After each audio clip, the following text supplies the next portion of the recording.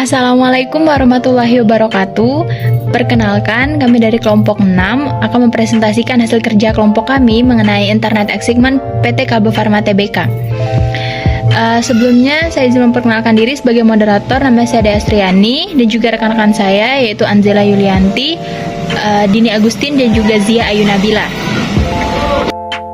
Nah, untuk materi yang pertama mengenai gambaran perusahaan dan peristiwa akuisisi akan dibacakan oleh Zia Ayu Nabila. Kepada Zia Ayu Nabila, saya persilakan. Baiklah, terima kasih kepada moderator yang telah memberikan kesempatan kepada saya untuk menjelaskan mengenai gambaran perusahaan PT Kalbe Farma Tbk. PT Kalbe Farma Tbk merupakan salah satu perusahaan farmasi terbuka terbesar di Asia Tenggara. Perusahaan ini telah menangani portofolio merek yang handal dan beragam untuk produk obat resep yaitu Cefspan, Brenic, Brodet, dan lain-lain, obat bebas yaitu Woods, Promac, Green, Comix, dan lain-lain. Minuman energi yaitu Extra Juice dan E-Juice, dan nutrisi Prenagen, Diabetasol, Milna, dan lain-lain. Ini dilengkapi dengan kekuatan bisnis usaha distribusi dan logistik yang menjangkau luas di Indonesia. Sejak tahun 1991, saham PT Kalbe Farma Tbk sudah tercatat di Bursa Efek Indonesia. Next, kita beralih ke peristiwa akuisisi.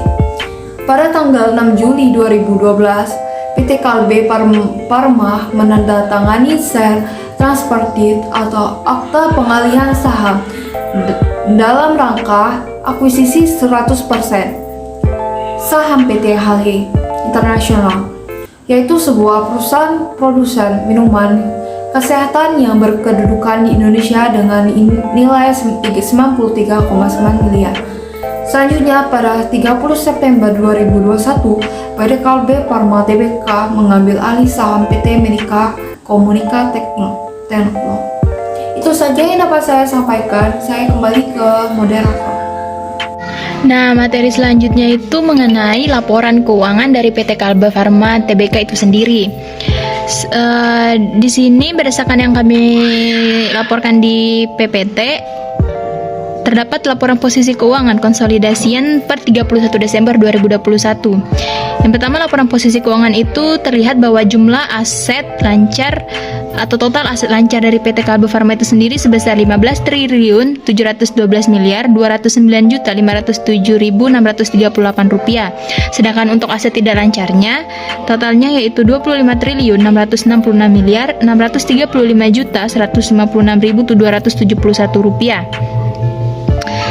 Adapun untuk liabilitasnya sendiri totalnya yaitu 4.457.363.163.148 rupiah. Dan ekuitasnya sendiri yaitu jika digabung dengan total liabilitas dan ekuitas mencapai 25.635.156.271 rupiah. Selanjutnya yaitu laporan laba rugi komprehensif. Nah, diketahui bisa terlihat laba tahun berjalannya yaitu totalnya 3.332.007.683.281 rupiah. Total laba komprehensif tahun berjalannya sebesar 3.208.499.314.413 rupiah. Dan total laba per saham dasar yang dapat didistribusikan atau total semuanya mencapai 3.289.499.314.413 rupiah. Hanya itu dapat saya sampaikan. Saya kembalikan kepada moderator. Perkenalkan, nama saya Dini Agustin. Saya akan menjelaskan mengenai laporan arus kas dan juga catatan atas laporan keuangan konsolidasian. Baik, yang pertama ini saya akan menjelaskan mengenai laporan arus kas pada PT Kalbe Farma Tbk dan entitas anaknya untuk tahun yang berakhir pada tanggal 31 Desember 2021. Nah, di sini teman-teman bisa lihat arus kas dari aktivitas operasi, ada juga arus kas dari aktivitas investasi dan arus kas dari aktivitas pendanaan. Nah, di sini bisa dilihat saya akan menyebutkan totalnya saja. Yang Yang pertama itu ada total kas neto diperoleh dari aktivitas operasi pada tahun 2020 4.221.549.815.090 rupiah.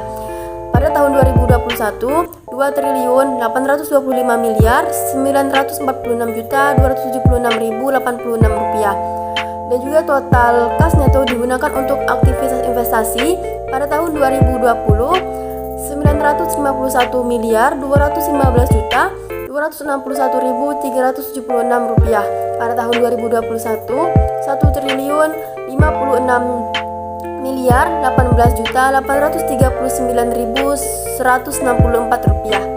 Untuk total kas neto digunakan untuk aktivitas pendanaan pada tahun 2020 1.999.712.433.603 rupiah.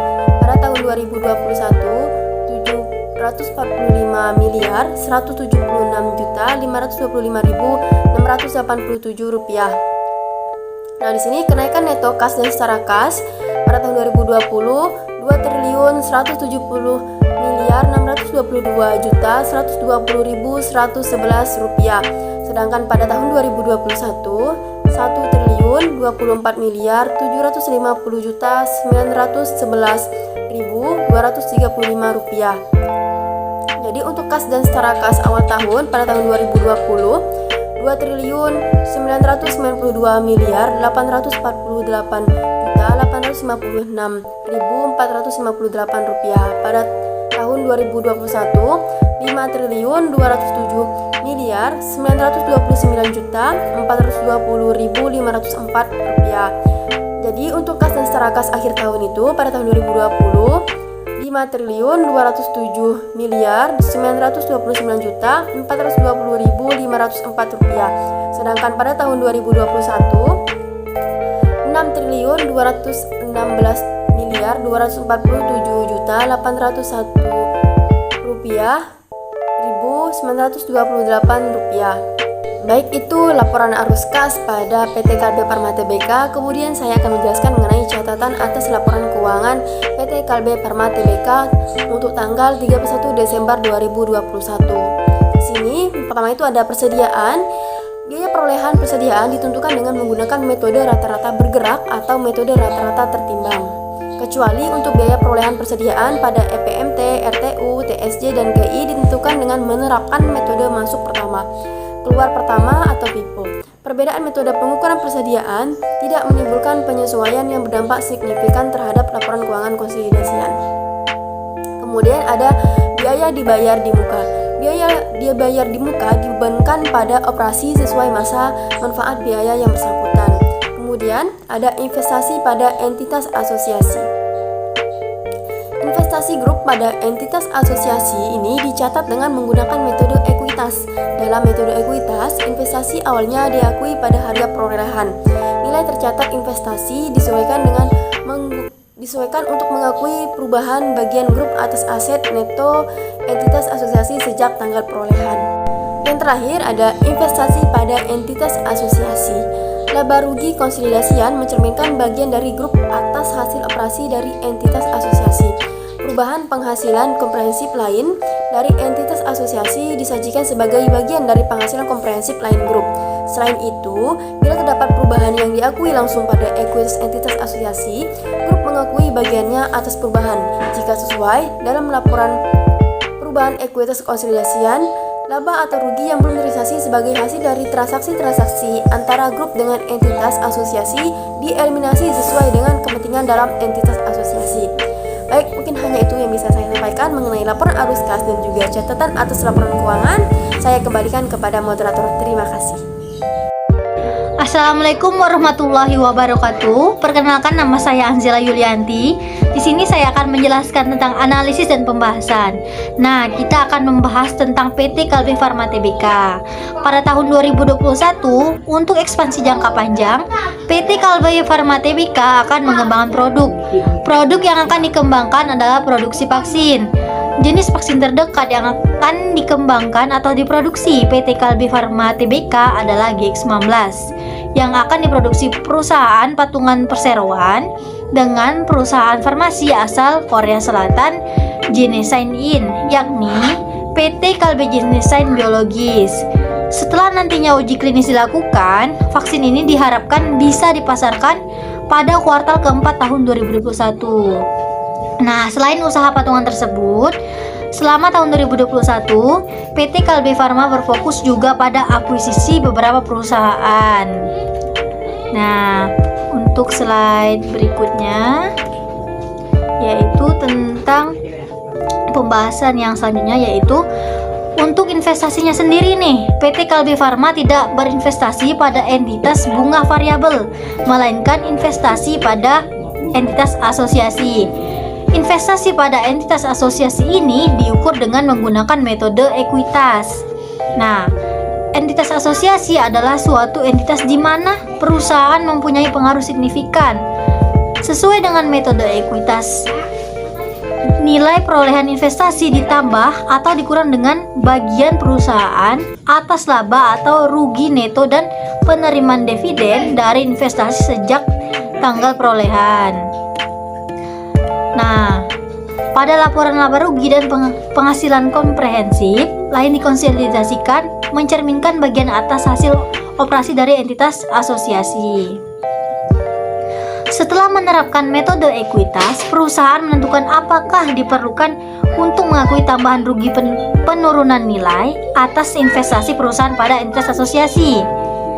Nah, dalam hal ini, perusahaan menghitung jumlah penurunan nilai berdasarkan selisih antara jumlah terpulihkan atas investasi pada entitas asosiasi dan nilai tercatatnya dan mengakuinya dalam laba rugi. Nah, sekian penjelasan dari saya kembalikan kepada moderator. Terima kasih. Baik, hanya itu yang dapat saya dan rekan-rekan saya sampaikan mengenai tugas kali ini. Kurang lebihnya kami mohon maaf. Wassalamualaikum warahmatullahi wabarakatuh.